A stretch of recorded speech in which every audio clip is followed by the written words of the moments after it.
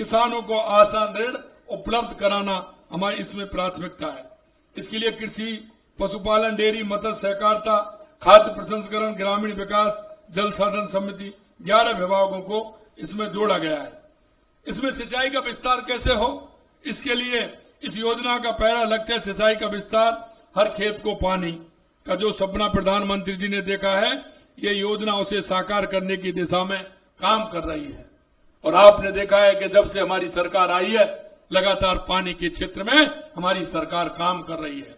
चाहे वो राम जल सेतु योजना हो, यमुना समझौता हो, इंदिरा गांधी गंगा नहर की योजना के माध्यम से किसान को ज्यादा से ज्यादा पानी लाना हो, या नर्मदा की सिंचाई प्रणाली को आगे बढ़ाना हो, या हमारी माही डैम की योजना को आगे बढ़ाते हुए सोम कमलाम से हमारे पाली, जालौर, सिरोही को पानी देने की बात हो। हमने राजस्थान के हर जिले को किस तरह से पानी मिल सकता है, इस पर लगातार हमारी सरकार काम कर रही है। और किसान की आवश्यकता होती है बिजली के लिए, तो लगातार हमने कहा है कि 2027 तक हम किसान को दिन में बिजली देंगे। उसके क्षेत्र में माननीय प्रधानमंत्री जी के नेतृत्व में हमारी सरकार काम कर रही है। आपने देखा है लगभग हम 22 जिलों में अभी दिन में बिजली देने का काम हमने पूरा किया है, जो 22 जिलों में किसान को दिन में बिजली दे रहे हैं।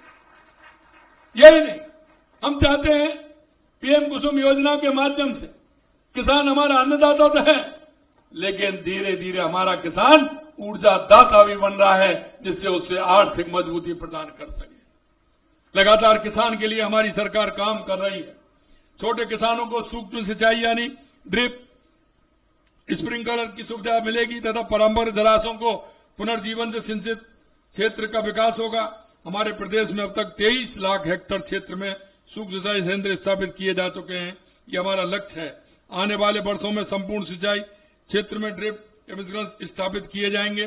साथ ही किसानों को खेती में वर्षा जल का संचयन सुनिश्चित करने के लिए 35,365 फार्म पॉन्ड बनाए जा चुके हैं, जिनमें करीब 307 करोड़ रुपए का अनुदान दिया गया है।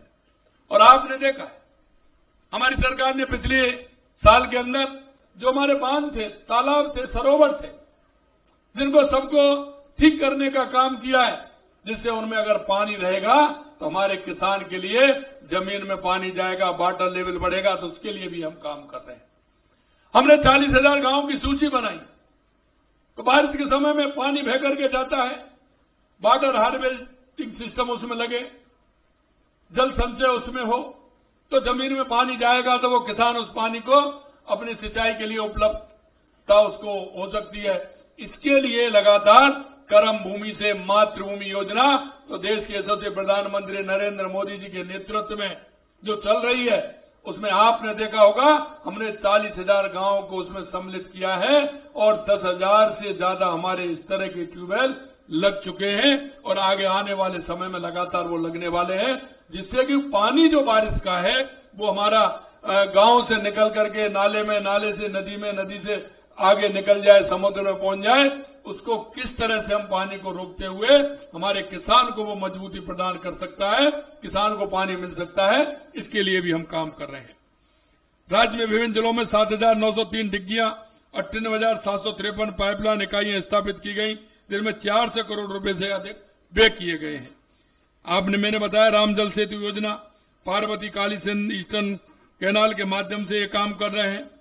और मैं ये भी कहना चाहता हूं कि आपको भी आधुनिक तरीके से, वैज्ञानिक तरीके से खेती में बदलाव लाना होगा।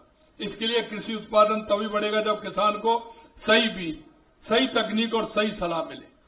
इसके लिए लगातार हमारे कृषि विभाग के अधिकारी आपके पास जाते हैं, लगातार आप देखते हैं कि उसमें सिंचाई कितनी आवश्यकता है, यह भी बताते हैं। उसमें हमें खाद कितना देना है, यह भी आवश्यकता है। मैं किसान भाइयों से कहना चाहता हूं, क्योंकि किसान की आदत में यह है कि हम ज्यादा अगर खाद डालेंगे तो हमारी पैदा ज्यादा होगी, उससे पैदा ज्यादा नहीं होती है। आप एक दिन कितना भी भोजन कर लीजिए और जितना आप भोजन करेंगे वो उतना ही करना है जितना आपको उसको पाचन शक्ति ठीक तरह से काम कर सकती है। अति की तो वो सभी चीज खराब होती है, चाहे कोई भी हो। लेकिन किसान के मन में जिस तरह से खाद का उपयोग ज्यादा मात्रा में करता है, उससे हमारी कृषि खराब होती है, हमारी जमीन खराब होती है। मैं आपसे कहना चाहता हूं, आप वैज्ञानिकों की सलाह लें। क्योंकि अगर आपने आज 10 किलो डाला है तो अगले दिन अगले बार में 15 डालेंगे, 20 डालेंगे, 25 डालेंगे, 50। अगर आप बढ़ाते चले जाएंगे तो उसकी मात्रा कितनी होगी। आपके पास